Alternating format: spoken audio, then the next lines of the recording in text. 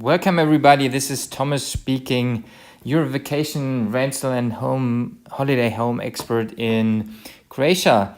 So what I would like to talk about with you today is the question, imagine you go on vacation to Croatia, you fall in love with a certain region, for instance Istria, and then you come back home and say, hey, this is so cool, maybe I want to look at buying a property there. So you go online, you check a website, and then you accidentally find something where it's okay, this is interesting, and then you wonder, okay, how do I know if that is really worth buying it, or if that is too expensive, or where it is, and how do I assess the whole thing? So what I would like to do with you today is just take one random example from Croatia and discuss the four main things we would recommend you doing when looking for a property in Croatia. So let's maybe just get started and have a look at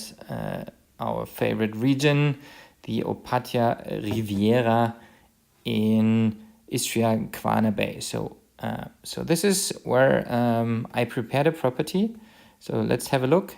And I go to a website from Dogma Real Estate, for instance, and I just type in, okay, I'm interested in something to buy in Volosco, and here you see a couple of properties. And just to give you an idea, when I talk about Volosco is, when you look at the Opatija Riviera, it's this area here. So here, this is main Opatija, and this is called Volosco, and this is part of the Riviera. So that property we just found out here, this one, we go and have a look, and you find a nice expose with a couple of data, but actually not very much. So you just know, so the website doesn't give you a lot of information, but when you look at it, the base data is available. So you know, okay, it's a 66 square meter apartment, and you see a big apartment here, you see some road there, and you see, okay, it's for sale, 66, and the asking price is 250,000, and it's in Volosco, and that's about it. And so for you, this is pretty difficult now to find out, okay, is that really worth it? What is it actually? So the first thing we recommend you doing is this. So you first of all, you have to really be clear on what are the 5 dimensions you need to really do an assessment. So first of all is what is your personal preference? So what does that mean? So this is something like, well, you want to have sea view, maybe it should be quiet, maybe it should be either a new or some existing building, and maybe for, you say, I'm looking for an apartment to start with. So not a house, but an apartment. And this is the first thing. The second thing that you should look at is what I would call, what is your personal risk profile? So what does that mean?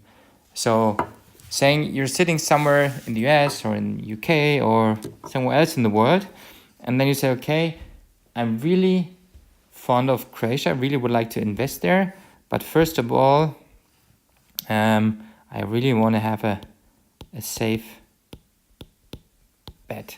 So no risks, no whatsoever potential danger. I just want to have a new building. Everything is new, no problems, no issues, categorization, everything is done and ready to be used.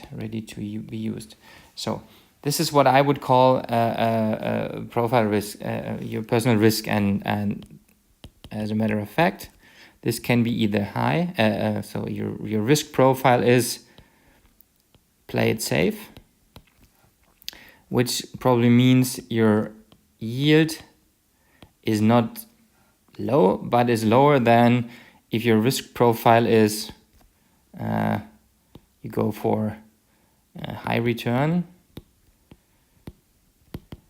and also higher yield. This could mean something like, well, you buy an old building that needs to be renovated, or you say, I go for what else could be risky. Well, this is typically you go for do-it-yourself, meaning, okay, you take the time and you don't know anybody, you don't speak the language, so you say, okay, I go all in, I want to get all the margins myself. So that's the second point. What's your risk profile? The third thing we would I would consider important for you is, what is your short-term yield goal? So coming from Germany, in the big cities, it's really difficult when you go into real estate and into residential real estate to get more than, say, 2 to 4% per year. It's doable, it's possible, no discussion, but it's difficult. And what you would consider interesting is something that is 5% plus, so maybe 5 or 6%. So here you would say, hey, awesome. But the reason why I think Croatia, for instance, is super interesting is here, if you really play it well, you can get to 10% or even more. So and the even more is if you're risk averse, then 10% is difficult. But if you go risky, I would say it can even go up to 12 to 15%. It depends on how much risk you are willing to take. But when you're, for instance, saying, okay, I have a bunch of money lying around and I just want to put it somewhere so that I don't have to pay any when you put it on the bank. In Germany, you don't get money from it, but you have to pay for depositing money there. So if you say, okay, if I get maybe 1 to 2% out of my investment, then I'm happy because I just need to park the money. I need to park it.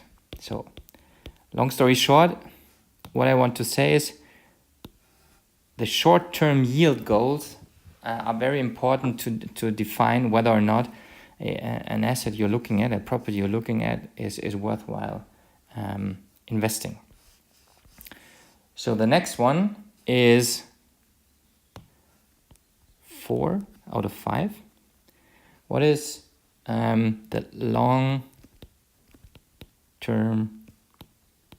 potential?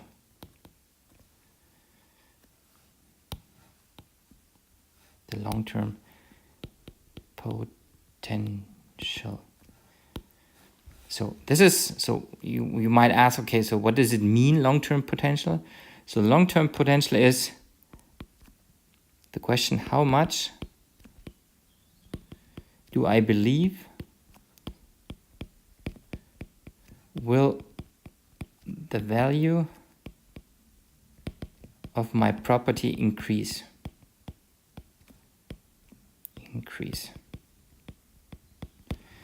So just to give you an idea, when you look at Munich, so in 2007, you could buy, say, like a 100 square meter place for about, let's say, 500,000. So 500k euro. But now, in 2019, prices have gone up by at least 100%, meaning now you're no more at 500,000. You are now at, say, 100 square meters. So, and what does that mean? It's really important to say how important is the long-term potential you're looking at. And there's always some sort of trade-off, long-term potential versus the short-term yield. So there are properties, for instance, in continental Istria, you can go for more than 15% in annual yield, but the long-term value is, I'd say, okayish, because it's in the middle of nowhere. You know, you can. There are plenty of properties in continental Istria that are comparable. But if you say you didn't go for Istria, but you went for say Umag or Novigrad or Pula, and you invest in some sort of old house where there is limited supply, then you would say, first of all, the yield is, I'd say, about 10% is always possible. Plus, you have a huge upside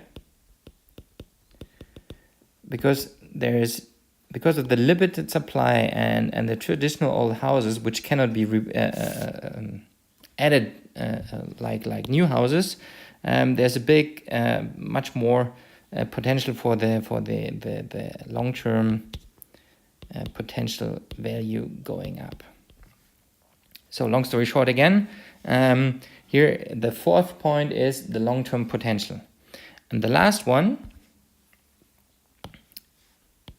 the last criteria, what you should consider when investing into Croatia is, I would call that the ease of maintenance. So what does that mean?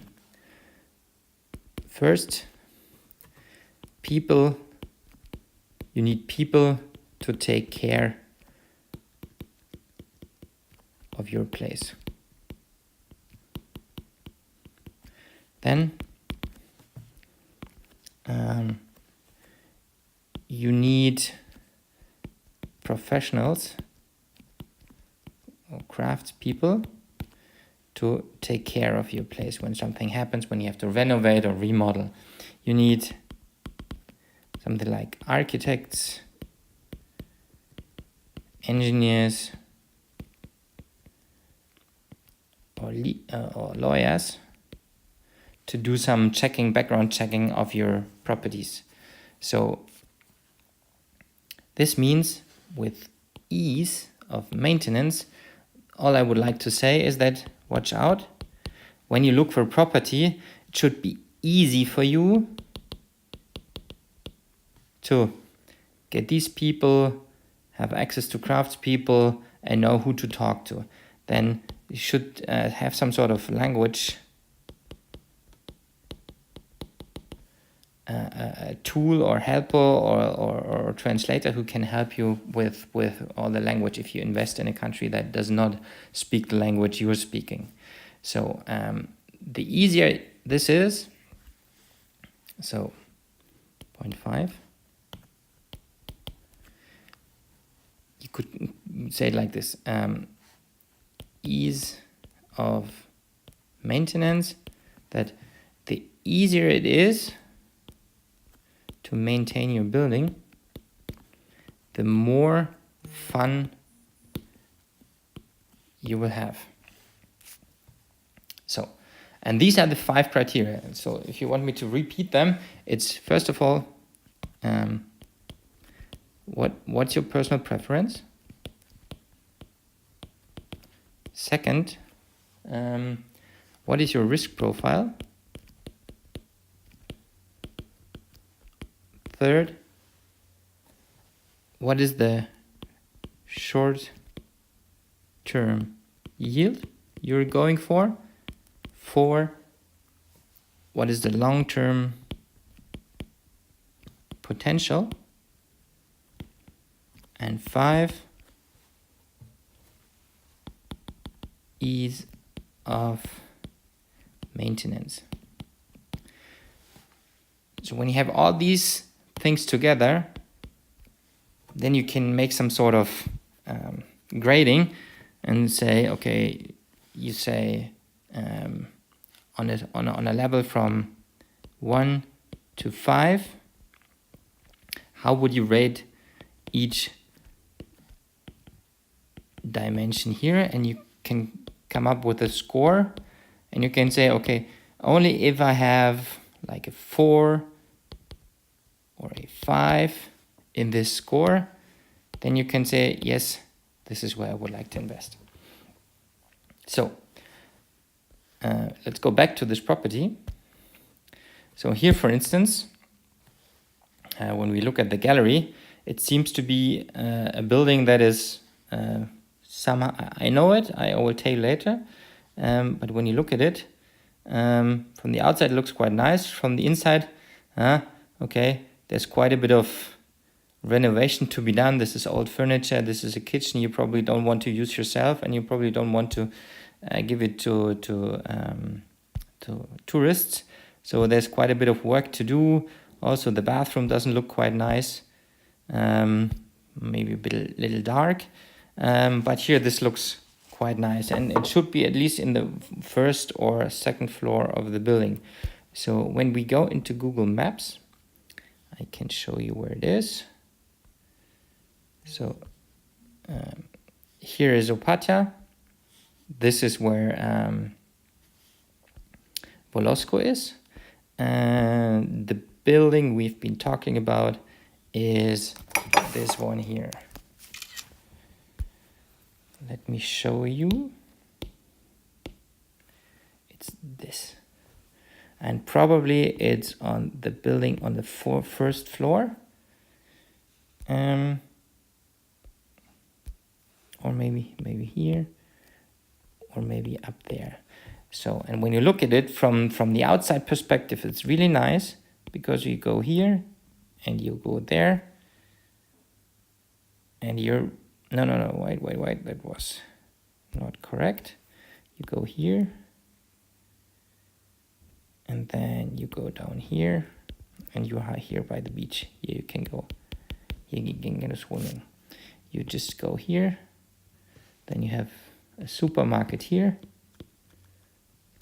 and you go down here, or you take the small pathways here into the old town of Volosko. So what would this mean for our framework when we look at it?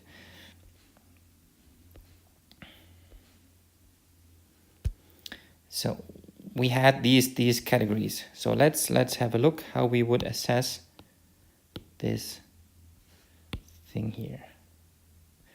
So assuming you are a low risk person and you want to have sea view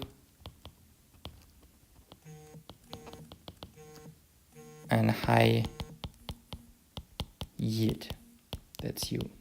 So personal preference, I would give this property a, let's say, a 3, because it has a sea view. It's in the old town, and you probably can get a good yield, not a perfect yield, but a good yield. Risk profile, I would give you a 1, because you really have to renovate. Short-term yield, I would say it's a 4. Long-term potential, it's also a 4, And the ease of maintenance, we have all the people you need. It's not difficult to get access to people, but still you need to have language. Say it's a 3. So when we do the math, say we have a 3 plus 1 plus 4 plus 4 plus 3 is 4, 8, 11, 14 is 15 divided by 5. So this is an average of a 3.0. So I would say, as a low risk person, meaning you don't want to have a lot of risk, you should have at least a 4 or a 4.5 here, meaning that this property, even when we do the quick math, we could say, okay, it's the asking price is 215 euros. Say with a bit of negotiation, you can get it down to 800. And then you would say we have a total of 20 weeks that you can rent it out. And in this place, you might get, say, on average, 120 euros per night. In the high season, it's maybe 200. In the low season, it's more like 20. Or let's be a little more conservative here, and we go for, let's say, on average, it's 90 euros. And you say in these 20 weeks, you say you have an 80%.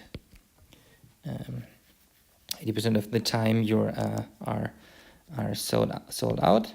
And you get an average of 90 euros per night. That altogether is a 20 times 7 days times 90 euros times 80%.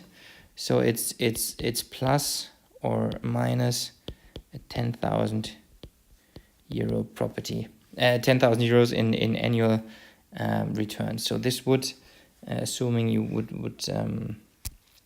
buy it for 180,000, this would be a yield of very, very roughly of, say, 5 to 7%, depending on what you have to do. So now there are a couple of levers to it. So what could you do so now we have 5 to 7%. So what could we do to make that better? So option 1 would be we lower the price. So this is also always depends on your negotiation skills, or you increase revenues.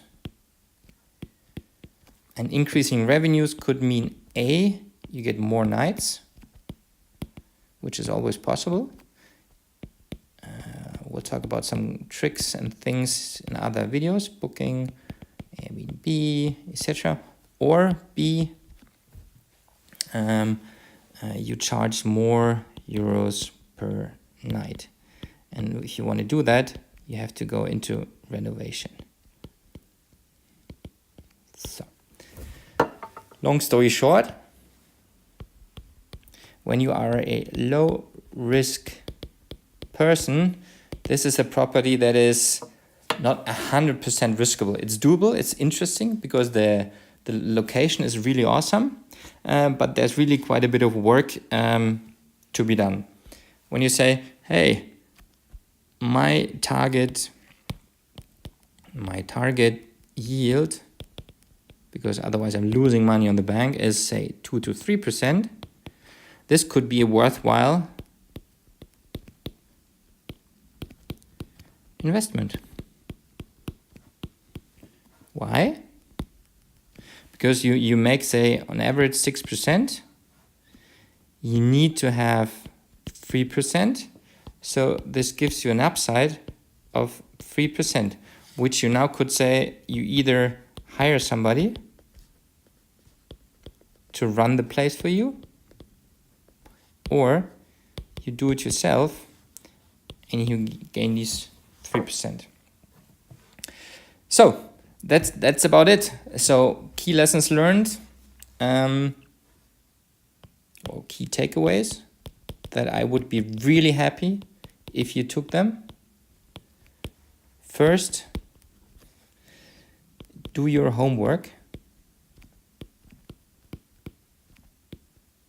which is B, know what you want